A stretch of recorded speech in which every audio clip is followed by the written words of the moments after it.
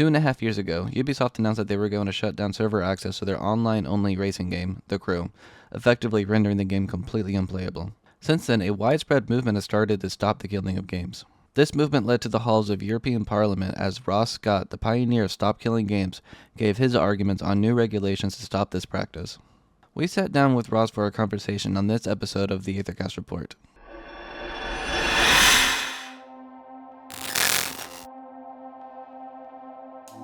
Hello and welcome back to the Aethercast Report.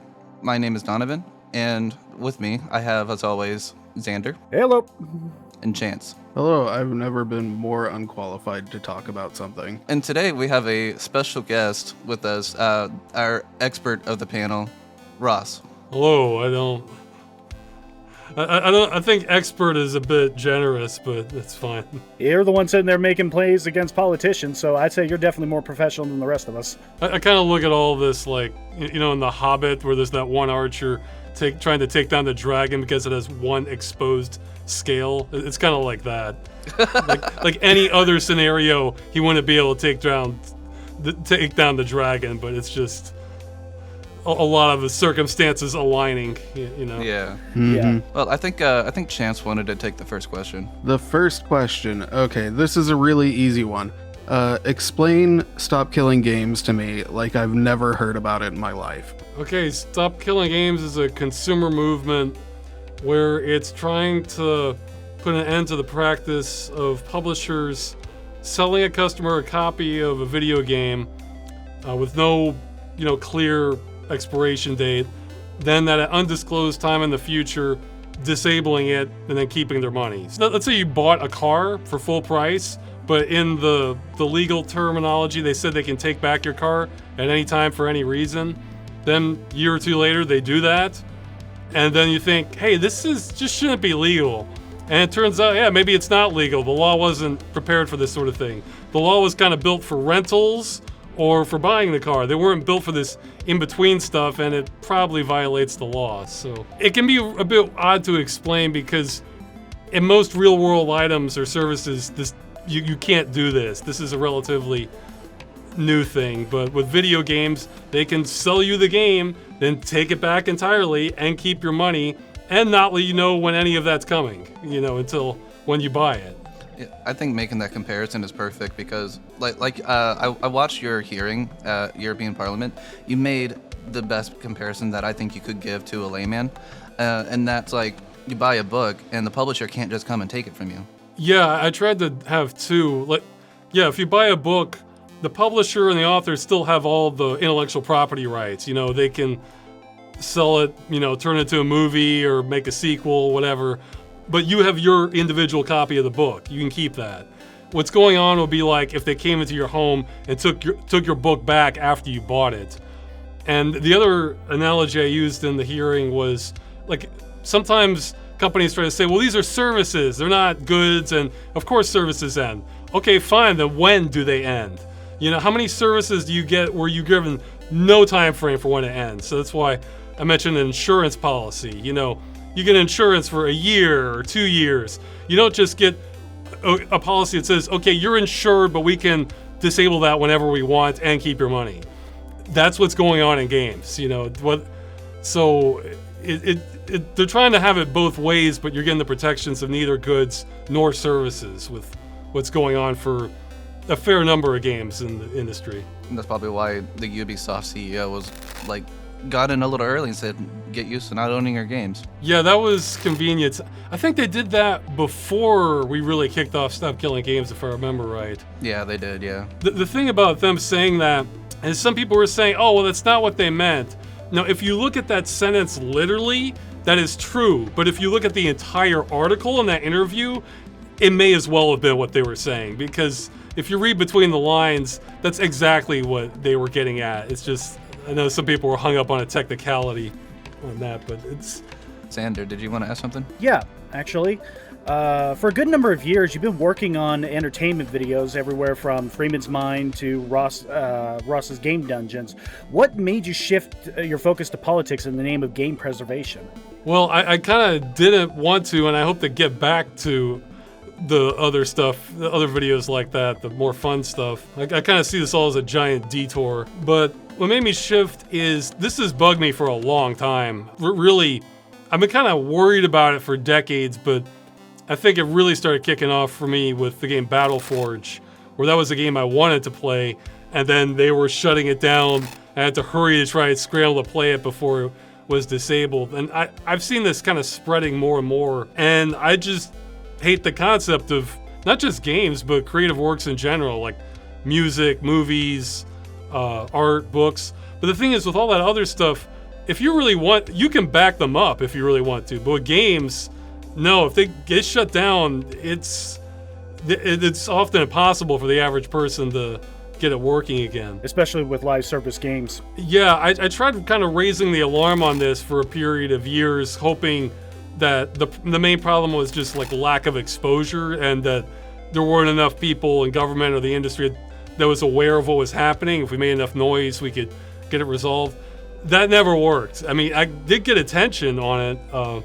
In fact, one video, I think it was 2019, it got over 1 million views, where the whole thing was about trying to push back against this practice. But nothing came of it. But what finally kicked it off was one game, The Crew had Ubisoft announced they were going to shut it down, and it checked off like every box just about for trying that you would need in order to get government to look at this, because it was from a French company, so they were subject to all sorts of additional consumer protection laws that might not be present in the United States or some other countries.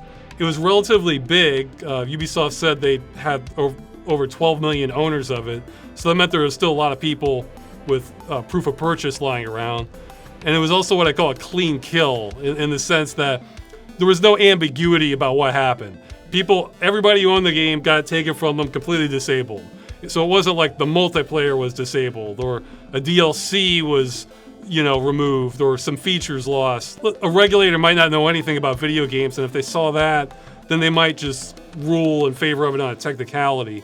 Whereas here, it's just black and white. So it had all those three things going for it. So it originally started as a campaign to try to basically get owners to report this to, relevant consumer protection agencies, because it's not clear. It's still not clear if this is legal in many countries around the world. So that could be all we have to do. But then during that time, since I saw this as my only shot, I figured, well, we could use this momentum to try to have petitions to government, or the big one, the European Citizens Initiative, which is all across the EU. So we've been kind of pursuing this in two different lanes, and your guess is as good as mine which one will happen first, but I'm pretty confident one of them's going to make it. Now that you got that going, we actually have our own thing in California going now, which is kind of crazy. I figured that the United States would be like the last government entity to even look into regulations like that. Me too. We have certainly cooperated with them and tried to help them,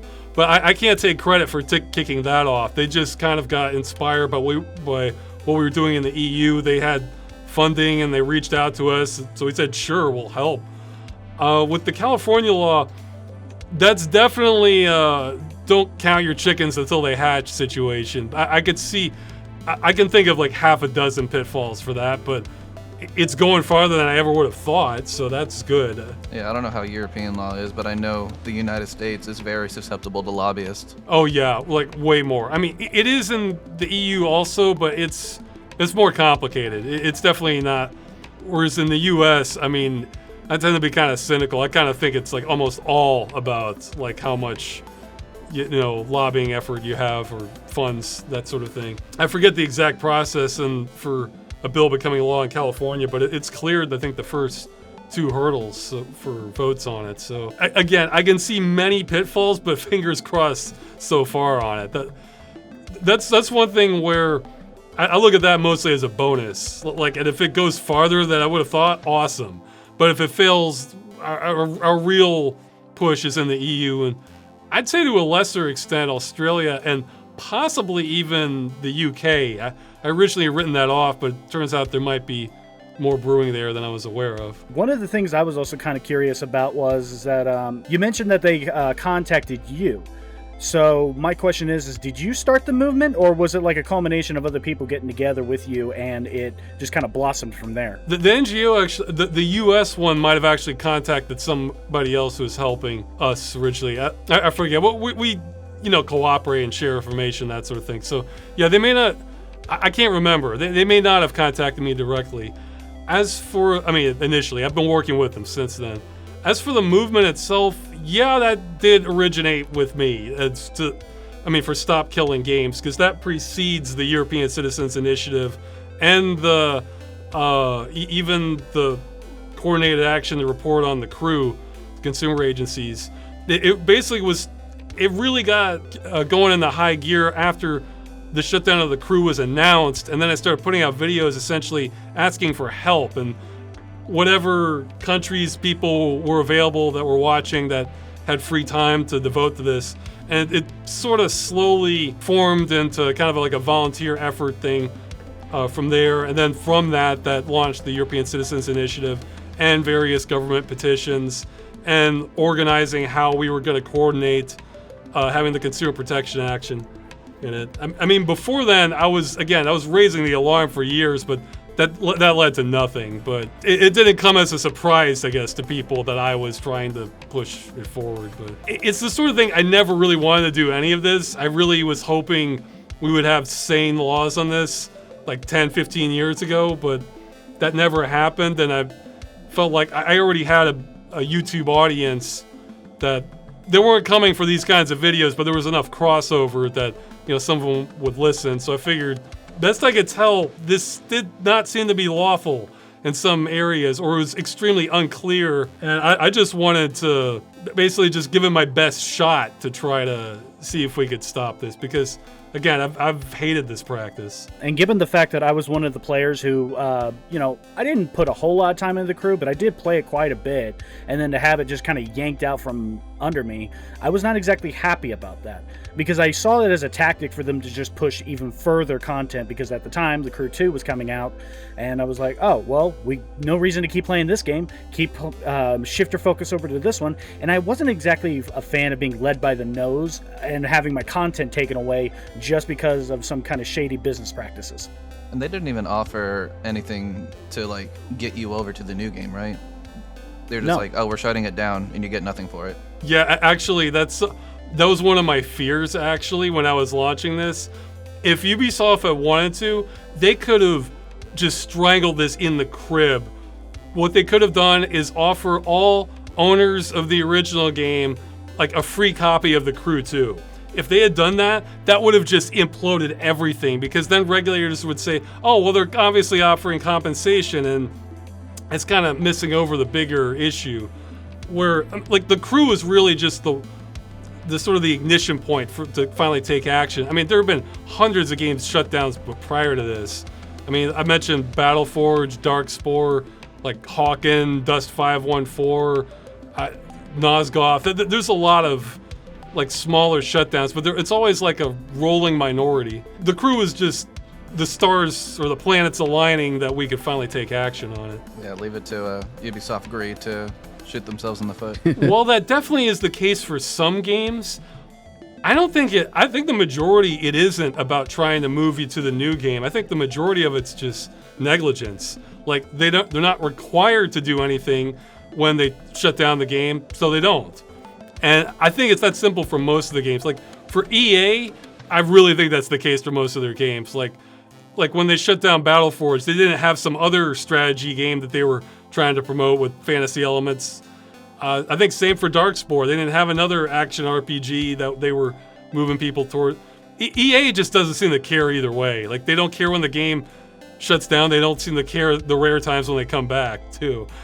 Whereas, yeah, the Crew, that might have been the case. Overwatch, for sure, that had to be the case, where they shut down Overwatch at the same time they launched Overwatch 2. While the games can be very similar, they are different, and if you paid for one, you should be entitled to it regardless of how similar or not the new game is, Yeah, at least Overwatch 2 came out for free. Overwatch, I think, is the biggest one they shut down we've had, and that's even muddier now because they've renamed Overwatch 2 to Overwatch again. So to confuse everyone. But Does that count as a revival? I don't know. I haven't played Overwatch, so I can't comment on that, but that's one where they did give some benefits to the owners of the original for Overwatch 2. So that's another case where it would have been muddy if that went to regulators, because they said, oh, well, they're offering them compensation. Okay, there's no problem here. So, yeah, we did not want to lose on a technicality. Like, if we lose, let's lose, like, straight up. Have them say, this is completely legal, there's nothing you can do. Like, not, because you got a free skin, now your entire movement doesn't matter, Yeah, that'd be awful. Overwatch 2 is one of the better ones in my opinion, because I played a ton of Overwatch original, and that one, it at least let you keep all of the skins that you'd accrued through your time playing and not have to like rebuy them or anything, because that would have been egregious. But it's still a different game, though. I mean, like, you have like some maps that are different and like different characters, right? Then the gameplay was different, but they went back they went to 5v5 and then they went back to 6v6. Well, actually, I guess even that might not matter that much, because under the law, that was a separate commercial product. Overwatch was a box copy sold in stores, and Overwatch 2 is like, it's a separate product under the law. So even if they were like 99% similar, under the consumer rights angle, it's still an issue, I guess, unless they're really splitting hairs on it. Yeah, so you brought up The Crew 2, and that was a great jumping off point. But more recently, I think there are two like egregious examples of why Stop Killing Games is really important. And those are Concord and High Guard.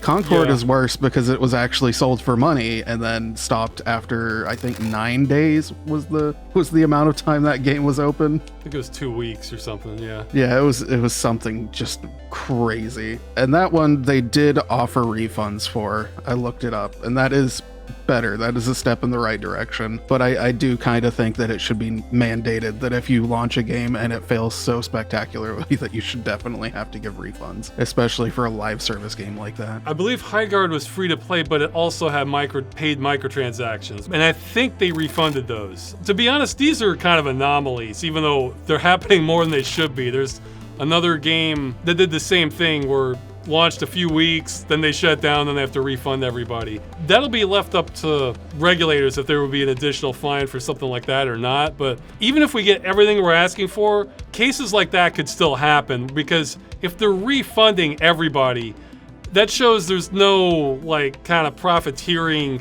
kind of screwing the customer motive going on here. It shows that this is just a screw up.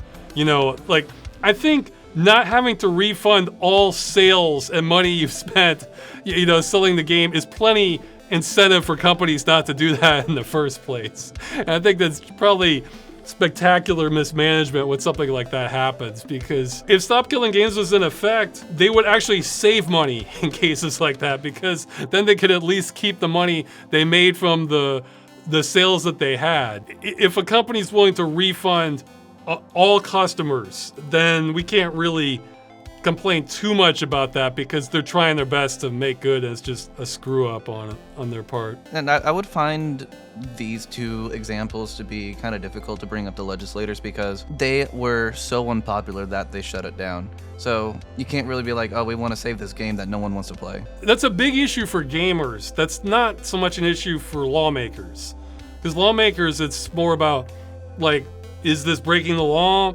or not? Or like, what's the impact this is having? So again, Overwatch was an excellent example because it sold over 50 million copies. The sales are relatively low. It just depends. Concord's more notable for us just because, well, I've heard there's some debate on it now, but there was an article in Forbes saying that their budget was $400 million for that game. So the reason we bring that up is sometimes the talking point from the industry is like, we've heard them say this, is, having end-of-life plans would be prohibitively expensive. Well, Concord didn't have an end-of-life plan, and they spent $400 million on it, so whatever the plan cost was not part of that cost. So we're trying to show that just how much money can go in these games that's not a part of it. And that's not where all the money goes. The money goes into art assets and marketing and, just kind of the many hundreds of components in making a game. That's the reason we bring up Concord. I don't know the budget for Highguard. Probably less. But. Probably still a lot. In your opinion, which developer or publisher do you think has killed the most games? If I had to guess, pick it out of a hat, it might be EA, would be my guess. They're the long-running champ. Ubisoft's been trying to catch up. I think NetEase had a few. Let's see. I'd have to pull up the dead games list and then sort. And again, it depends what you mean by dead. Like completely dead or just like multiplayer dead. Then the categories get a little different. But Functionally dead. if I just had to guess, I think it's probably EA. They have a long history of doing this sort of thing. And they also have like sports games too, which can.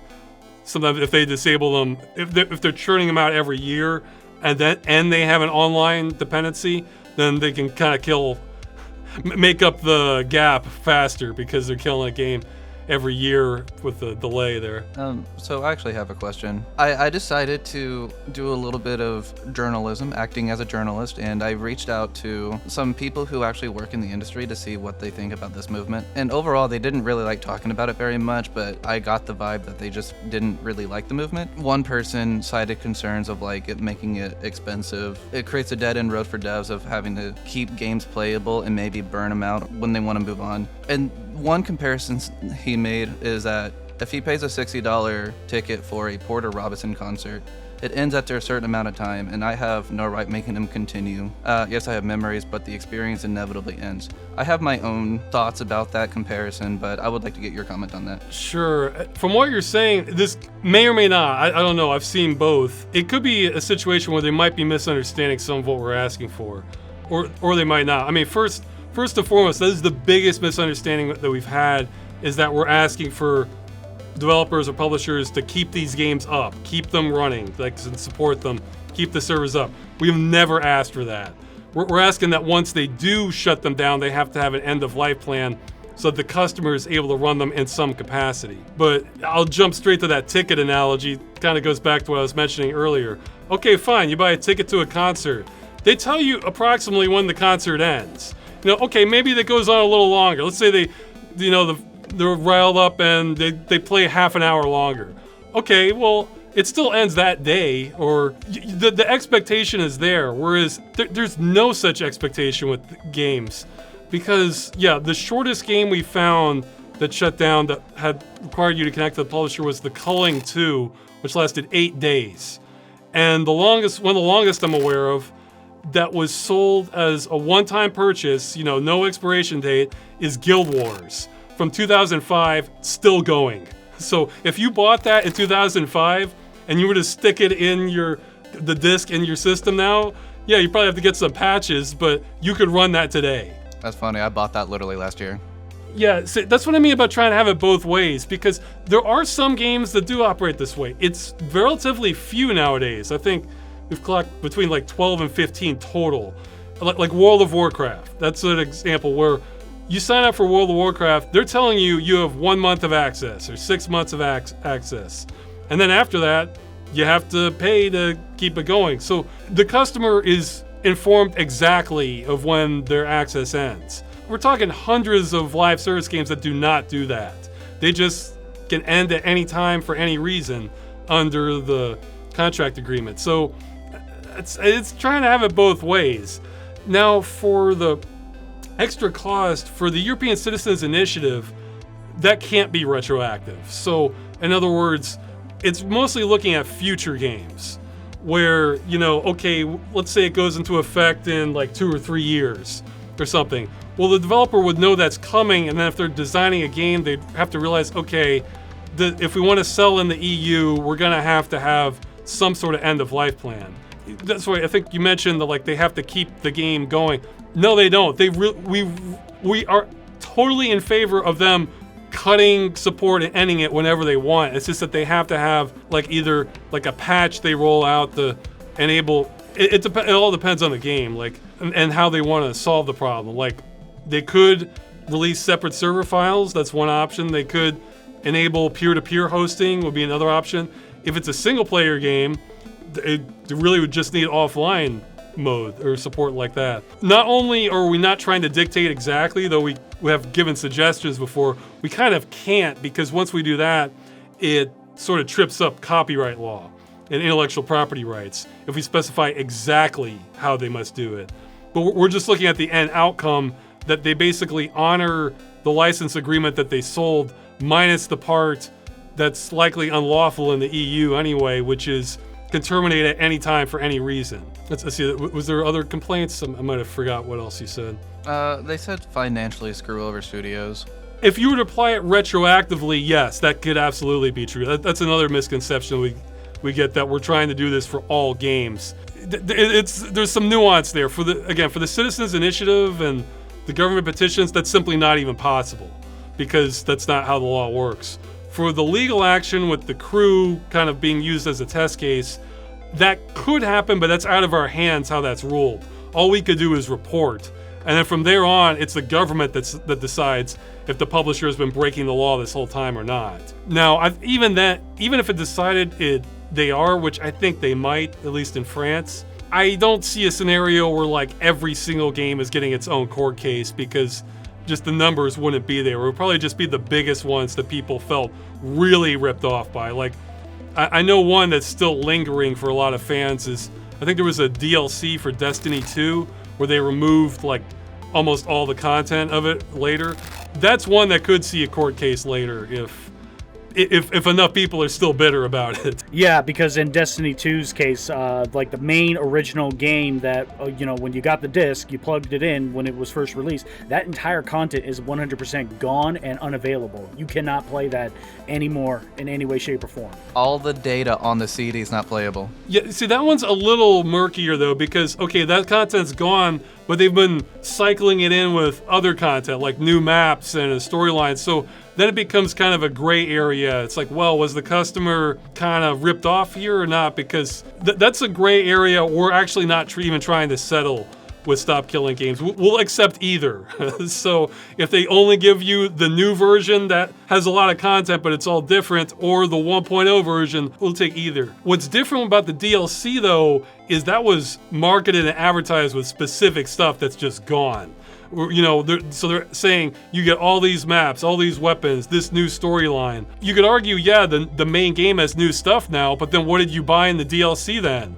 Like, versus just buying the main game. But yeah, from the developer standpoint, what this kind of means is, especially small developers, most publishers, or I guess most developers aren't doing this. This is only for stuff where you have to connect to the publisher in order to run the game. Like, especially small devs, most of those games are single player, but let's say they're multiplayer. It's a lot easier and less liability on them to just have hosting capability within the game, so you can just join a private server somewhere, and then they're already compliant. So this isn't going to affect most games. It's really kind of targeted on ones where, because that connection to the publisher exists and they're removing the game by doing that, then the customer gets kind of screwed by it. So, but let's say a developer wants to make a live service game, or one that they have to connect to the publisher in the future. They would basically have to get their licenses sorted out from the start, where they think like, okay, well, we were going to use this software, but we don't have a license to release the server code for an end-of-life plan, so we're going to have to either renegotiate this with this middleware vendor or go to a competitor who does have an option for us for selling in the EU. And once they know that law is coming, I've said it before, I think there's going to be a gold rush for middleware developers to make this as easy as possible for developers to comply with, because there's money on the table there, because a new market would have been created for it. Yeah, and I think it also provide a much needed shakeup in the industry. Yeah, there is some disruption is inevitable. Like, it's just because they've been running the wrong direction on this for a long time. So by trying to correct the course, if you have all this infrastructure and entrenchment towards having no end-of-life plan whatsoever, yeah, that's going to be more of a hurdle. But I think it's something that would get smoothed out relatively rapidly and become just kind of standard practice. A lot of the not all of them, but I think most of the developers who are against this, they tend to look at this like they've already made the game, and now we're asking for an end-of-life plan after they've already made it, and it was never prepared for any of this, and that sounds insane to them, so they can't get behind it. Or they're expecting them to support it forever.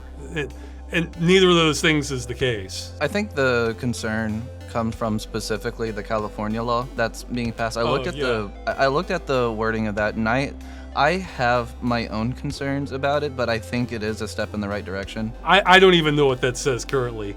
They consulted with me about an earlier version, and I think the newer version has mutated, but it's still close enough, I guess. So, and that's the sort of thing where it depends. Like, if that got watered down a little bit, like I know of some, actually I think the original version was more watered down. It depends on how, so. Yeah, it says, beginning at the date of digital game operator ceases to provide services necessary for ordinary use of a digital game, the operator shall provide the purchaser with one or more of the following. A version of the digital game that can be used by the purchaser independent of services controlled by the operator. B, a patch or update to the purchaser's version of the digital game that enables the continued use independent of service controlled by the operator. Or C, a refund in the amount equal to the full purchase price for the digital game by the purchaser.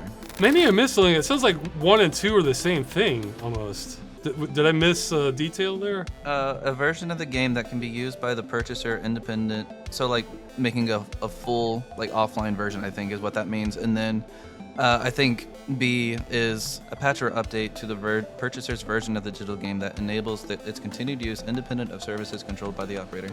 You know what? You're right. I think those sound very similar.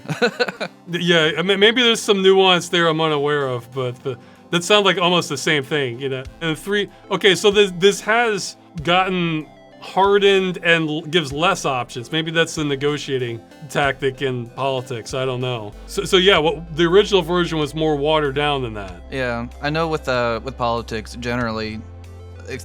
I mean, this is with negotiations in general.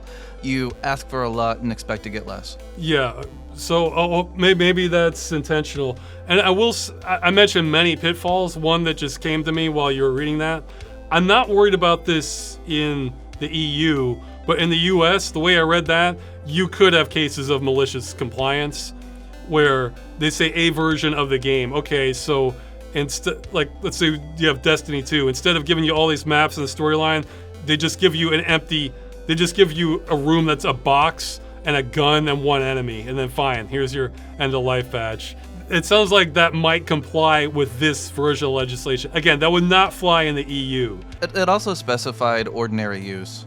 Oh, it did. Okay, yeah, well, maybe not then. But it also gave exceptions to subscription-based games that are advertised or offered with no monetary consideration, so like free-to-play games, and any digital game that is advertised or offered to a player that a seller cannot revoke access to after the transaction, which includes making the digital game available at the time of purchase for permanent offline download to an external storage source. I don't really understand that last point. I can explain that. I think it's kind of redundant, but it doesn't really matter. For the last one, what they're saying is, if they can never take away your game to begin with, then this doesn't apply. So, like like pretty much any game on GOG, I guess, or a game where you just buy like a console copy, you stick it in, it doesn't even have to connect to the internet, it just plays. So any game like that. But again, it's kind of redundant, because if the game already works when they end support, then what's the... Okay, but for the second one, there is some nuance there, but maybe they could out-lawyer people on it with the wording, but there's a difference between free-to-play games and completely free games. Because free-to-play, the base game is free, but then the microtransactions are how they fund them, and those aren't. And those are typically sold as a one-time, the same way as these other games, as a one-time purchase with no expiration date. So, say something like Path of Exile. You can download the game, start playing, but okay, I want another like stash tab or a skin or something. I have to pay for that. So what this is saying, advertise with no monetary considerations. So I don't think that would include, I don't think that would exempt most free-to-play games. But if this is like a completely free game, like was it Realm of the Mad God, I think is one like that, where the whole thing's free. It's just a free game. This wouldn't apply because there's not really any commerce going on. So if they were to shut it down, yeah, it would suck, but they didn't take anybody's money. So I feel like that would be kind of over-regulating then. And the first one is subscription games. Would be, again, like the World of Warcraft or Final Fantasy XIV. That's one where, of course, we would like those games preserved eventually also, but they are selling it like a normal service. So under consumer law, there's not really much ground to stand on. But that's so few games now that I'm not too worried about it. Yeah, I will say, I watched or read interviews by the 14 and 11 developers, and they've talked about how if they ever get to end a service with 11 or 14, that they would want to make a offline version of it. Yeah, what I found is that they can disagree on the methodology, but it seems like the majority of developers are in favor of the games being preserved in some way. If this was really just between customers and developers, I think we could have solved this years ago. But the thing is, a lot of games, it's not the developers calling the shots, it's the publisher. Yeah, wherever the money flows. Or better yet, their shareholders, So. But what I like is the fact that this entire movement has been getting enough speed to where even Ubisoft, pretty much the bane of this entire thing, made a hybrid mode for the Crew 2, which is a step in the right direction, if you ask me. Yeah, that one's odd because they announced they were going to do that, I think... Geez, I don't remember now. I think it was like... It's like October of last year. Okay, it was last year? Actually, I think it might have been earlier, but, well, whatever. At the time, I think they were trying to... I think it was intended as just kind of PR, shoring up against PR damage, because at that point, they probably did have complaints sent to them from France's Consumer Protection Agency, the DGCCRF. So they probably wanted to, stop the bleeding, I guess. So they weren't going to bring back the Crew, but they could announce this to try to help their image. And I think around that time they had the Crew 2 for sale for $1 for a while as a way to try to, make up for it. Yeah, that's something we were never asking for specifically. I mean, I kind of see that as just sort of... I'm in no way complaining about that. I'm glad they're doing that. I think they're going to do it for Motorfest also. Yeah, it was reported as Crew 2 and Motorfest. Yeah, I don't know if they've done Motorfest yet, but they've announced their intentions to, and if they just did it for 2, then they probably will. But I see this as more of just like a token gesture to hope the attention goes away, but I think it's kind of too late for that because not only is the Consumer Protection Agency looking into them, but they're getting a lawsuit against them by a different French consumer advocacy group, the UFC Courchoisir. So they have a lawsuit against them now over the Crew. Because I say it's a token gesture because they still have the Division 1 and 2 that are online only. They still have, I think, Riders Republic, Steep, one of the Ghost Recon games. I forget the...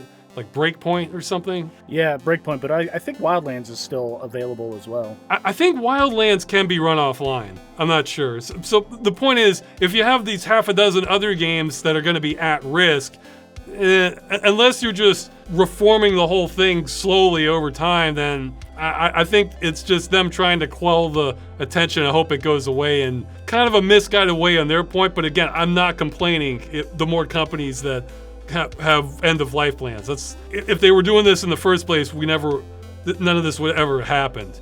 Yeah, it's hard to give them props because it's looked at, or it feels more like a cynical PR stunt than it is an actual goodwill gesture. To be honest, I don't care about the motivations, just the results.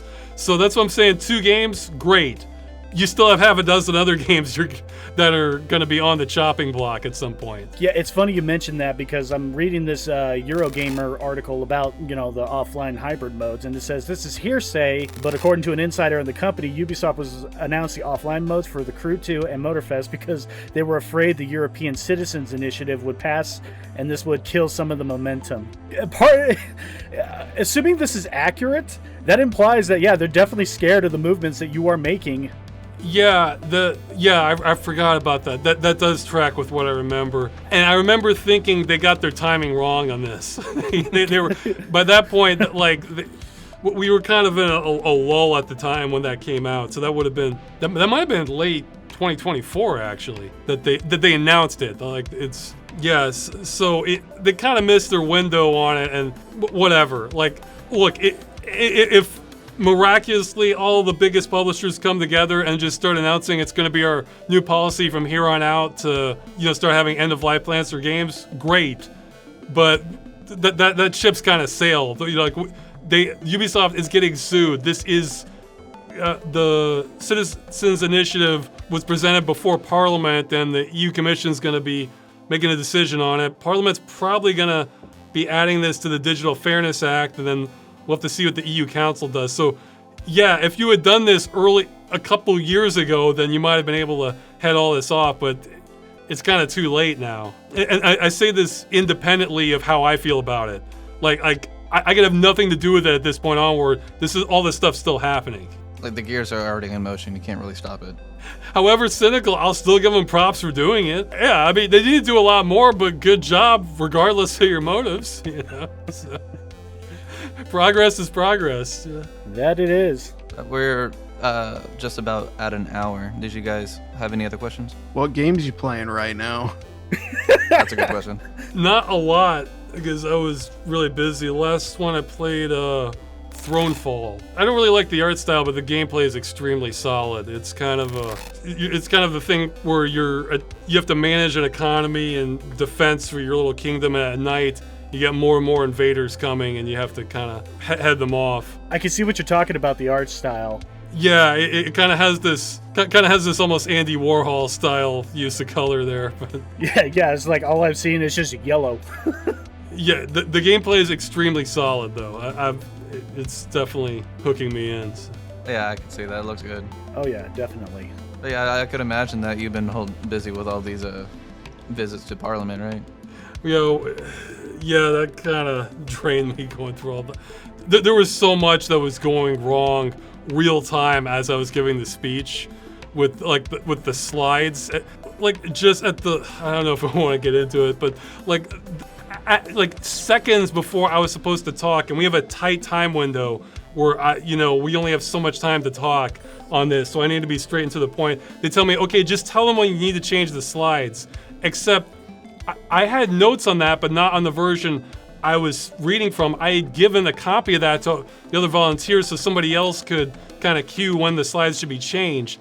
And I could have maybe remembered that off the top of my head, but the problem was, just before I left to go to Brussels, there was some mix-up with the slides, and they had to remove a bunch of them. So I didn't even know which slides were there. So I was just blind guessing when I said, okay, next slide, where I was thinking, okay, this might be jumping ahead, this might be something I said 2 minutes ago. I do not know, and I'm losing track of this, and I'm not a great multitasker as it is. So trying to focus on giving my speech at the same time I'm managing all this, and we have time pressure, like my mind was, I'm glad it didn't implode more than it did. So but it seemed like your arguments were so solid, and also you had the other people that were there to help you give the arguments. It seemed like everything was so solid that the slides didn't really matter that much.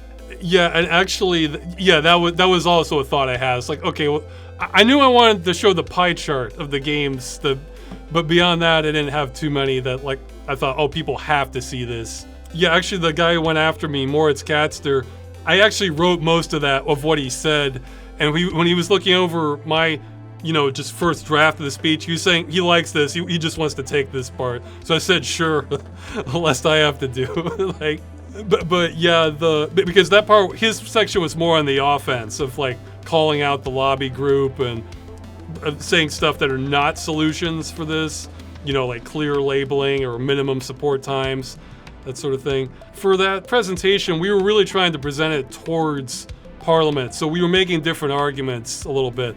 First, explain what the hell this is, what does it mean to destroy a game, because they may not know what that means. And then we were kind of making the argument for why we should have new regulation rather than just go through the courts, because if the law already covers all this, well, why do we need to make a new law? So we were kind of explaining how we went through the process. No government knew how to handle this.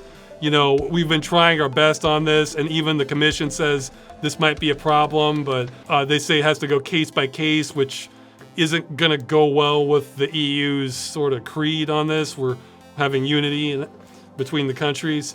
So we were kind of making it along those lines, and then just pointing out like the general unfairness of the practice. How you can't keep the game, you can't get informed how long it's going to last. You effectively have no rights.